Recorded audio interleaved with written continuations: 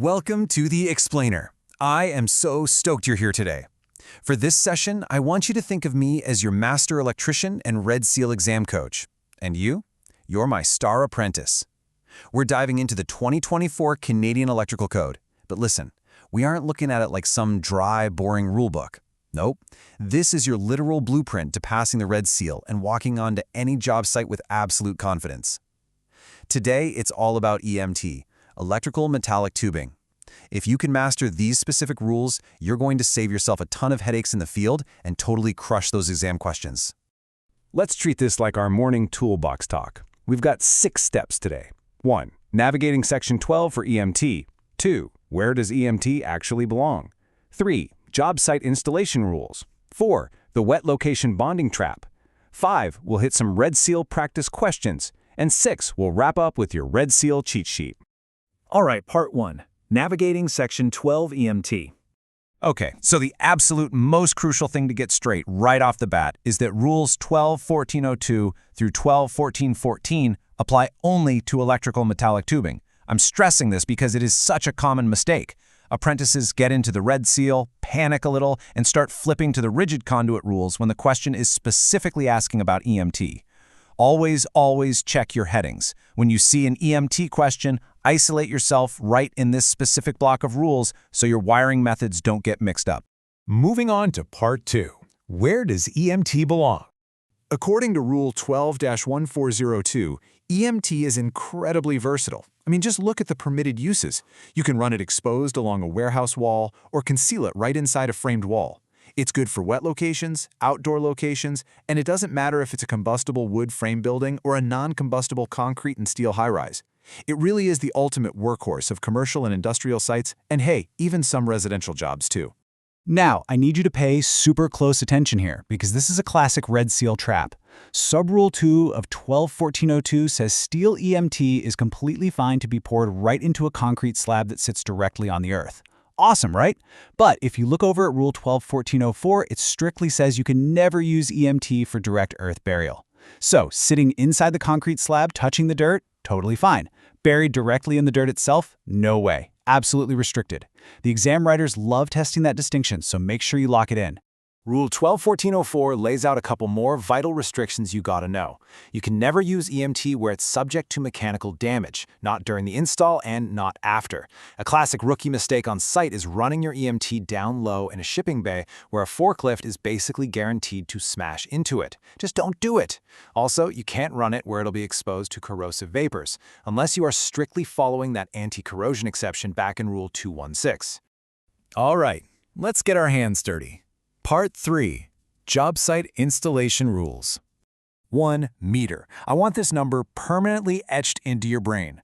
Rule 12-1406 demands that your EMT has to be installed as a complete system, and it must be securely fastened within exactly 1 meter of every single outlet box, junction box, cabinet, or fitting.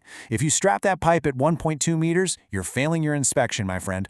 Always secure it within that 1 meter mark. And speaking of the pipe itself, Rule 12-1408 says the absolute minimum inside diameter for EMT is a 16 trade size. Honestly, you're not going to find anything smaller than a 16 sitting on the shelf at the supply house anyway. But it's a really important baseline you need to remember for exam day. Now let's talk connections. Rule 12-1412 dictates our couplings and connectors based on the environment.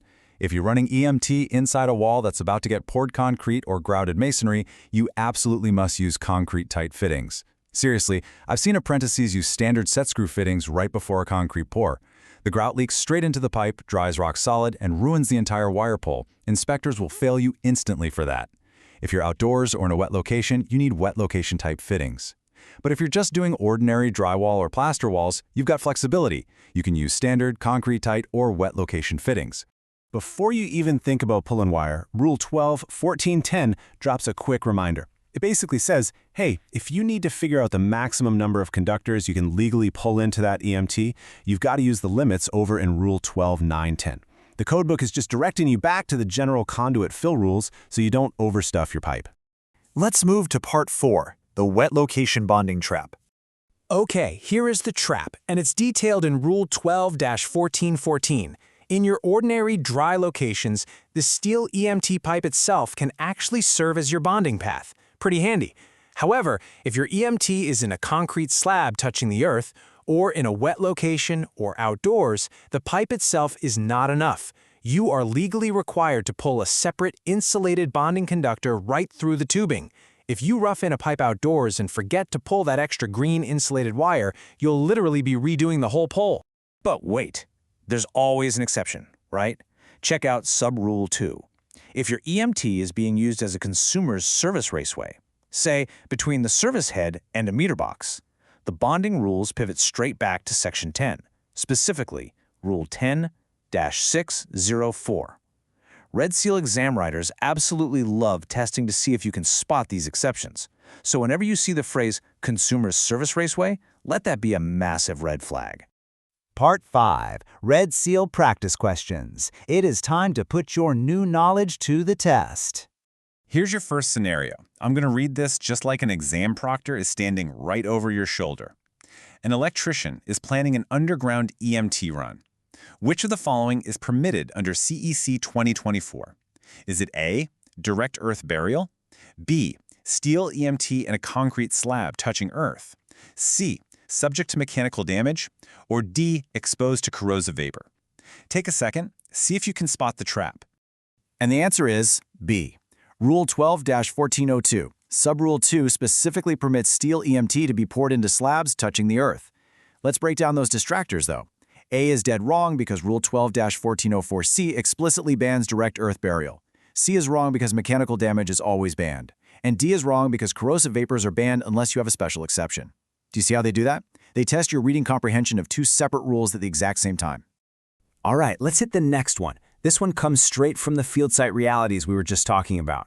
What type of fitting must be used when connecting lengths of EMT inside a poured concrete wall? A, standard type. B, wet location type. C, concrete tight type. Or D, non-metallic type. The answer is C. Rule 12-11412A demands concrete-tight fittings for poured concrete walls. Remember that headache we talked about earlier? Chipping dried grout out of a pipe because somebody used a standard set screw fitting instead of taping up a concrete-tight one? Yeah, that is a nightmare you only want to live through once. Finally, Part 6, your Red Seal cheat sheet.